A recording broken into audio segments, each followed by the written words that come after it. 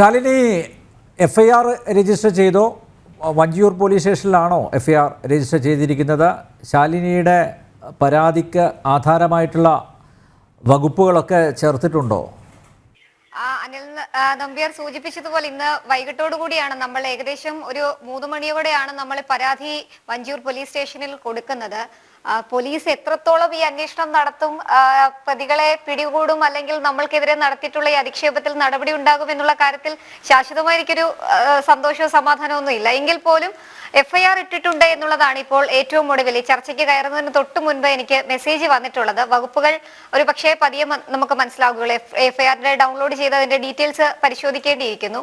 എങ്കിൽ പോലും ദ്രുതഗതിയിൽ നടപടി എടുക്കുന്നു എന്നുള്ള ഒരു ആത്മവിശ്വാസം, സന്തോഷം എനിക്കുണ്ട്.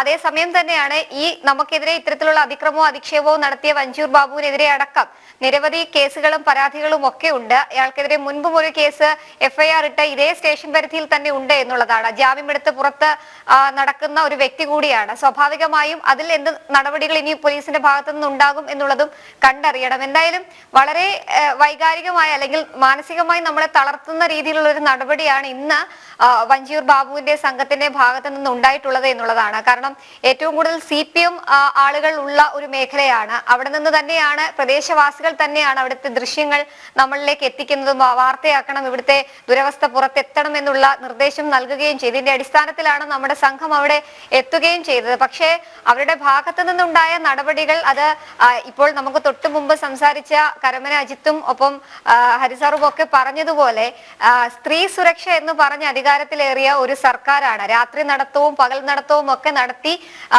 സ്ത്രീകൾ കേരളത്തിൽ സുരക്ഷിതരാണ് എന്ന് പറഞ്ഞ സർക്കാരാണ്. ഒപ്പം ആരോഗ്യമന്ത്രി വീണ ജോർജ് ആയിക്കോട്ടെ, മുൻ ആരോഗ്യമന്ത്രി KK ശൈലജ ആയിക്കോട്ടെ ഒക്കെ പാതിരാത്രിയിൽ തിരുവനന്തപുരം മ്യൂസിയം മുതൽ പാളയം വരെയൊക്കെ നടന്നതാണ്. അവരുടെ മുന്നിൽ അതിൽ പങ്കെടുത്ത വഞ്ചിയൂർ ബാബുവിന്റെ മകൾ ഗായത്രി ബാബു ഉൾപ്പെടെ ഉള്ളവരുടെ പിതാവിന്റെ മുന്നിലാണ് ഇന്ന് എനിക്കൊരു സുരക്ഷയും ഇല്ലാതെ വന്നത് എന്നുള്ളതാണ് ഏറ്റവും ശ്രദ്ധേയമായിട്ടുള്ള കാര്യം. ഇപ്പൊ ഞാനല്ല എങ്കിൽ മറ്റൊരു റിപ്പോർട്ടർ അവിടെ എത്തി വാർത്ത പ്രേക്ഷകരിലേക്ക് എത്തിക്കുകയും ചെയ്യും. പക്ഷേ പബ്ലിക്കായി പട്ടാപ്പകൽ ഒരു വനിത എന്ന നിലയിൽ ആ വനിതയുടെ സാമാന്യ മര്യാദയിൽ ഒരു സ്ത്രീയാണ് എന്ന് പോലും പരിഗണിക്കാതെയാണ് മോശം വാക്കുകൾ പ്രയോഗിച്ചത്. ആ മോശം വാക്കുകൾ എന്തിനു പ്രയോഗിച്ചു എന്ന് എന്റെ സഹപ്രവർത്തകൻ ചോദിച്ചപ്പോൾ അദ്ദേഹത്തിനെ എടുത്ത് അവിടുത്തെ തോട്ടിൽ കളയുമെന്നുള്ള ആക്രോശമാണ് അവരുടെ ഭാഗത്തു നിന്നുണ്ടായത്. അത് മാത്രമല്ല, ലക്ഷങ്ങൾ വിലയുള്ള സെൻസിറ്റീവ് ആയിട്ടുള്ള ക്യാമറകൾ പോലും നശിപ്പിക്കുന്ന രീതിയിലുള്ള നടപടി അവരുടെ ഭാഗത്തു നിന്നുണ്ടാകുന്നു. ക്യാമറയ്ക്ക് കേടുപാടുകൾ സംഭവിക്കുന്നു.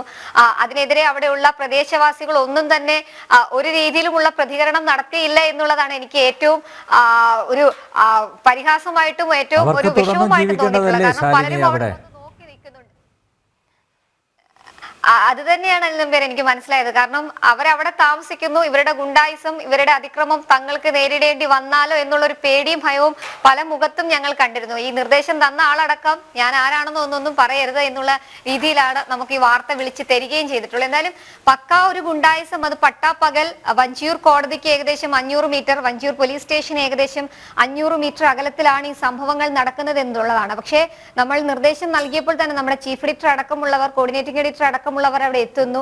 തൊട്ടു പിന്നാലെ പോലീസും അവിടെ എത്തി നമുക്ക് സുരക്ഷ ഒരുക്കുന്ന ഒരു സാഹചര്യം ഉണ്ടായിരുന്നു. SHO അടക്കം മടങ്ങി പോകുമ്പോഴും 2 പോലീസുകാരെ പ്രശ്നം നോക്കാൻ വേണ്ടി നമ്മൾ അവിടെ നിൽക്കുകയാണ്, നമുക്ക് സുരക്ഷ ഒരുക്കാൻ വേണ്ടിയും അവിടെ നിന്ന്. പക്ഷെ അവരെ പോലും തള്ളി മാറ്റുന്ന രീതിയിലാണ് അവിടെ CPMന്റെ പ്രവർത്തകരുടെ, പ്രാദേശിക പ്രവർത്തകരുടെ ഭാഗത്തു നിന്നുള്ള നടപടി എന്നുള്ളതാണ്. വഞ്ചിയൂർ കോടതിക്ക് മുൻപിൽ ഒരു പാർട്ടി ഓഫീസും കുറച്ച് ഇഷ്ടക്കാരും കുറച്ച് യുവാക്കളെയും കൂട്ടിന് പിടിച്ചാൽ എന്തും വഞ്ചിയൂർ വാർഡിൽ നടക്കും എന്നുള്ളൊരു അഹംഭാവം വഞ്ചിയൂർ ബാബുവിന്റെ ഭാഗത്തു നിന്നുണ്ട്. പക്ഷെ എനിക്കിപ്പോൾ വഞ്ചിയൂർ ബാബു ഈ ഒരു ഡിബേറ്റ് കാണുന്നുണ്ടെങ്കിൽ ഞാൻ അപ്പോഴും പറഞ്ഞ കാര്യം തന്നെയാണ്, ഇത്തരത്തിലുള്ള വാക്കുകൾക്കോ അല്ലെങ്കിൽ ഡയലോഗുകൾക്കോ മുൻപിലോ പേടിക്കുന്ന ഒരാളല്ല ഞാൻ. ശരീരഭാഷ കൊണ്ട് ചെറിയൊരാളായിരിക്കാം, പക്ഷേ ഒരിക്കലും CPM എന്ന് പറയുന്ന പ്രസ്ഥാനത്തിന് മുൻപിലോ CPMന്റെ ആളുകളുടെ മുന്നിലോ മുട്ടുമടക്കാനോ അല്ലെങ്കിൽ പേടിച്ച് മൈക്ക് മാറ്റി അവിടെ നിന്ന് പുറകോട്ട് പോകാനോ ഞാൻ തയ്യാറല്ല. ഞാനൊരു കർത്തവ്യം ഏറ്റെടുത്തിട്ടുണ്ടെങ്കിൽ അത് കൃത്യമായി എത്തിക്കുകയും ചെയ്യും. ഒരുപക്ഷെ കുറച്ചു മുമ്പ് പറഞ്ഞതുപോലെ തിരുവനന്തപുരം നഗരത്തിലെ ഒരു മഴ പെയ്ത് തുടങ്ങിയ അന്നു മുതൽ തന്നെ ഞാനും എന്റെ ടീം അടക്കം വിവിധ ക്യാമറമാൻമാരും ക്യാമറ അസിസ്റ്റന്റുമാരും അടക്കം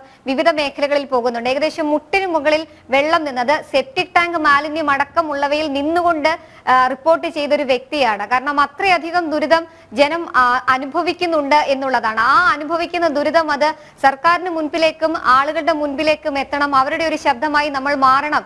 അതിൽ നമ്മുടെ ആരോഗ്യസ്ഥിതി ഒന്നും നമ്മൾ നോക്കരുത് എന്ന് വെച്ച് ജനങ്ങൾക്കിടയിലേക്കും ഈ മാലിന്യത്തിന്റെ ഇടയിലേക്കും ഒക്കെ ഞാൻ എത്തിയതാണ്. പക്ഷേ അവർക്ക് ആ പ്രശ്നങ്ങൾ ആളുകളിലേക്ക് എത്തിക്കുന്നത് അതിലൊരു വിഷമമുണ്ട്, അല്ലെങ്കിൽ അത് പ്രേക്ഷകരിലേക്കോ അല്ലെങ്കിൽ മറ്റുള്ളവരിലേക്കോ എത്തിയാൽ അത് തങ്ങൾക്ക് തിരിച്ചടിയാകുമെന്നുള്ളത്. കാരണം എപ്പോഴും പറയുന്നുണ്ടല്ലോ സ്മാർട്ട് സിറ്റി, തിരുവനന്തപുരം നഗരം സ്മാർട്ടാണ് എന്ന്. സ്മാർട്ട് കുഴികളിൽ വീണ് അപകടത്തിന് ഇരയാകുന്നവരും ഒപ്പം തന്നെ കുഴികളിൽ വീണ് കൈയും കാലും ഒടിയുന്നവരുടെയൊക്കെ എണ്ണം തിരുവനന്തപുരം നഗരത്തിൽ കൂടുകയാണ്. ഇനി നമ്മൾ തിരുവനന്തപുരത്തുകാർ ഏറ്റവും അധികം പേടിക്കേണ്ടത് പകർച്ചവ്യാധികളെ ആകും എന്നുള്ളതിൽ സംശയമില്ല.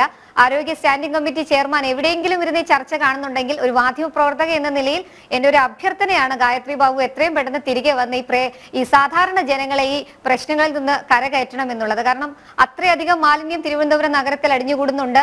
പകർച്ചവ്യാധി പനികൾ വ്യാപിക്കുന്നുണ്ട്. ഡെങ്കിപ്പനി, എലിപ്പനി, ഒരു എലിപ്പനി മരണം കൂടി തിരുവനന്തപുരത്ത് സംഭവിച്ചൊരു സാഹചര്യം നിലനിൽക്കുന്നുണ്ട്. ഇനി മഴക്കാലമാണ്, ന്യൂനമർദ്ദം, ചക്രവാത ചുഴി, കാലവർഷം ഒക്കെ വരികയാണ്. അപ്പോൾ കൃത്യമായൊരു നടപടി എടുത്തില്ലെങ്കിൽ സ്മാർട്ട് സിറ്റി ആയിട്ടുള്ള തിരുവനന്തപുരം നഗരത്തിൽ ഒരുപാട് സ്മാർട്ട് മരണങ്ങൾ കൂടി ഉണ്ടാകും. അനിൽ നമ്പ്യാർ.